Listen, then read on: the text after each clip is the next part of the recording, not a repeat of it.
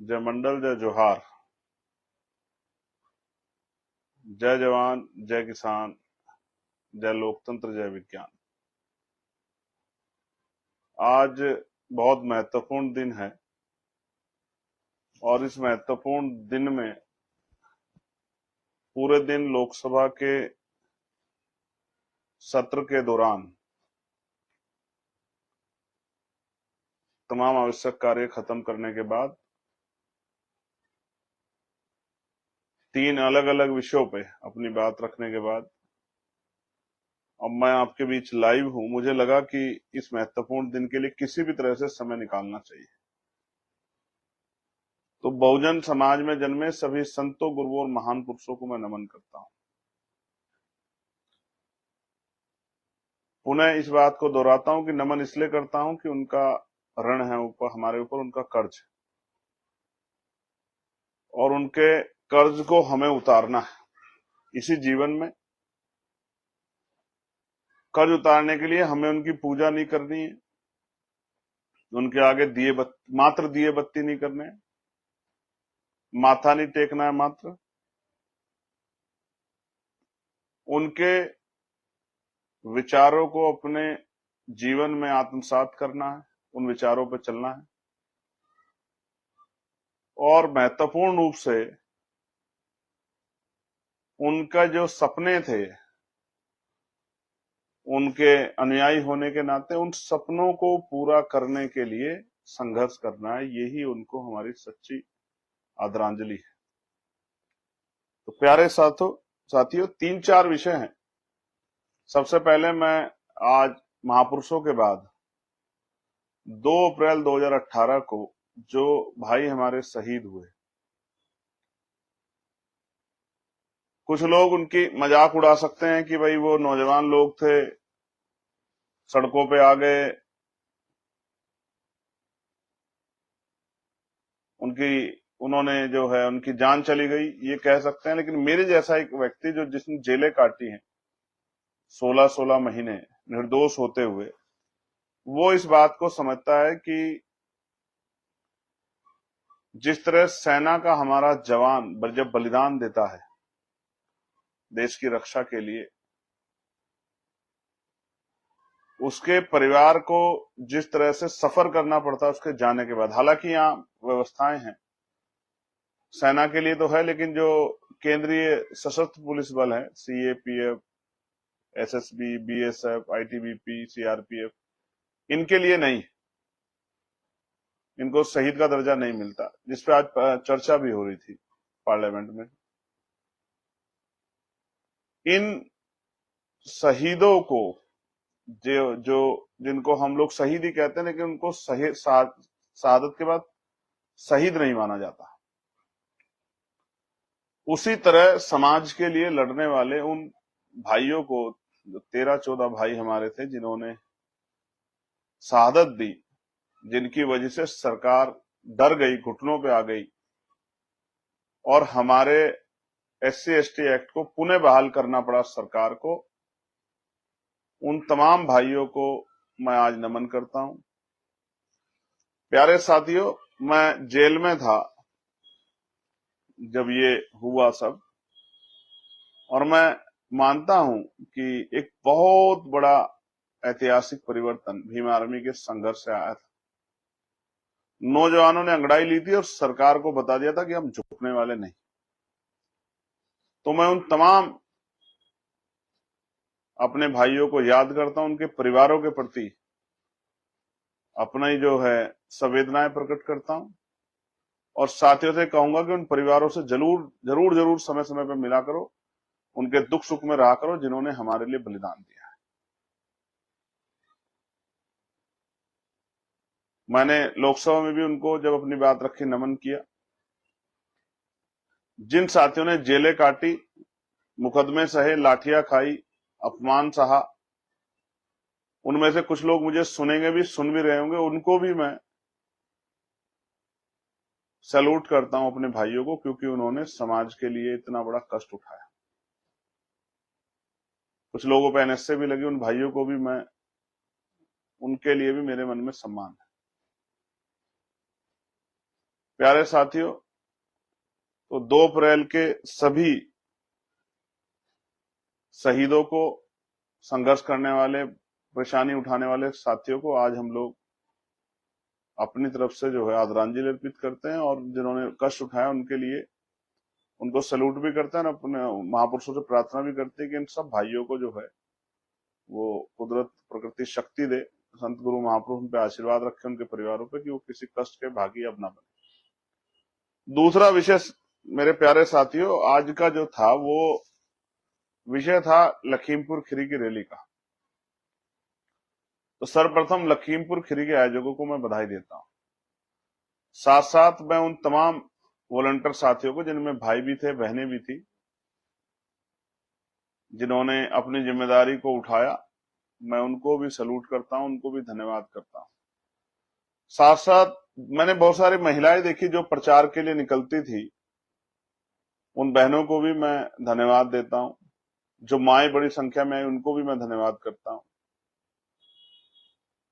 और मैं उन तमाम युवा साथियों को भी धन्यवाद करता हूं जिन्होंने गली गली जाके प्रचार किया, अपनी मेहनत से बैनर पोस्टर लगाए, सहयोग किया और उस कार्यक्रम को सफल बनाया। उन तमाम साथियों को मैंने देखा है। कोई मेरा दिव्यांग भाई जो है उससे रिक्शा से जो है काम कर रहा था, कुछ मेरे साथी गली गली में घूम रहे थे, घर घर जाकर प्रचार कर रहे थे, कुछ बहनें थी, कुछ ऐसे नौजवान थे जो मत तय करके बैठे थे कि मैं इस कार्यक्रम सफल बना। उन हर एक भाई को जिनसे मैं मिल नहीं पाया, उन सबको मैं दिल से इस प्यार के लिए धन्यवाद करता हूं। बड़ी अच्छी रैली कराई आपने, और बताया कि आप लोग कमजोर नहीं है और आपकी शक्ति किस तरह आपने मेहनत की उससे बढ़ रही है। इसलिए मैं तमाम उन साथियों को जो आयोजक रहे और किसी भी तरह से उन्होंने सहयोग किया, उन सबका भी बहुत बहुत धन्यवाद करता हूं। तीसरा, मैंने एक पत्र लिखा था, डॉक्टर बाबा साहब अम्बेडकर जी की जयंती है, सरकार को मैंने लिखा था। आप भी जानते हैं, मैं भी जानता हूं, मैंने ये बात उस दिन भी कही थी कि ये सरकार कहती है कि महापुरुषों का सम्मान करते हैं। तो अगर सम्मान करते हो तो जब सभी धर्मों को धार्मिक आजादी आप देते हो और जिस जिस चुनावी एजेंडे को आप बुनाते हो, बिना कार्यक्रम के भी कार्यक्रम कराते हो, वहीं जो है बाबा साहब अम्बेडकर की जयंती पे अगर जो बाबा साहब अम्बेडकर को मानने वाले तमाम लोग हैं उत्तर प्रदेश में या देश भर में, अगर वो कोई कार्यक्रम करना चाहते हैं, नई परमिशन नहीं देते हो। ऐसा अन्याय क्यों?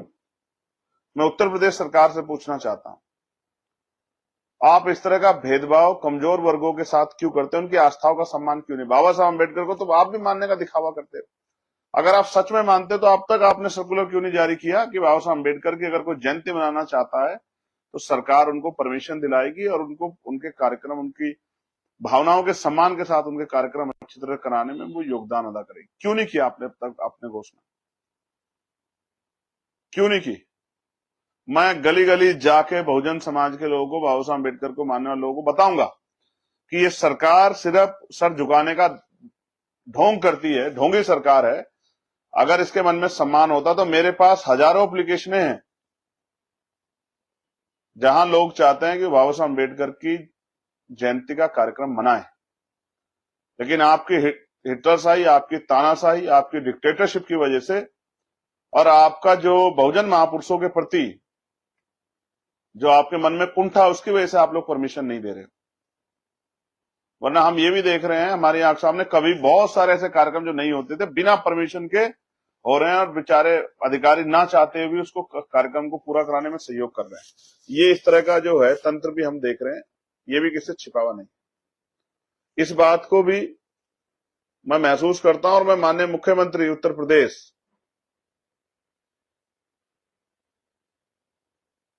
उनसे उम्मीद करता हूं कि अगर वास्तविकता में वो जो कहते हैं,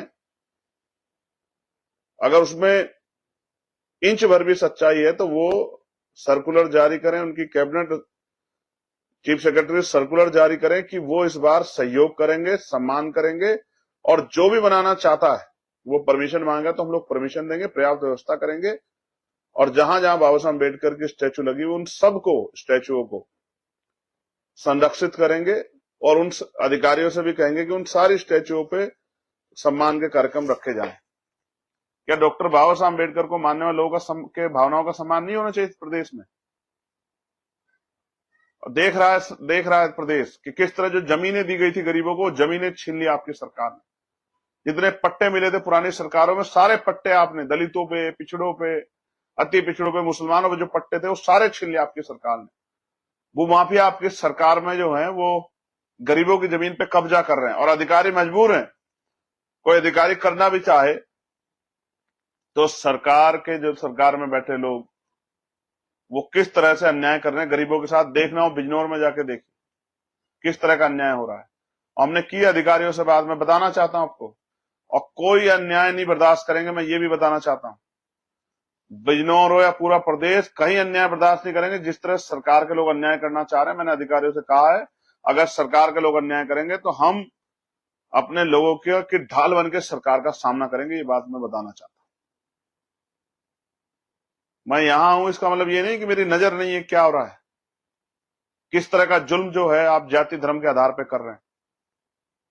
सिर्फ कोई टिकट लेने के लिए, कोई जो है खुश करने के लिए सरकार को, ये जुल्म जाति दिन नहीं चलेगी।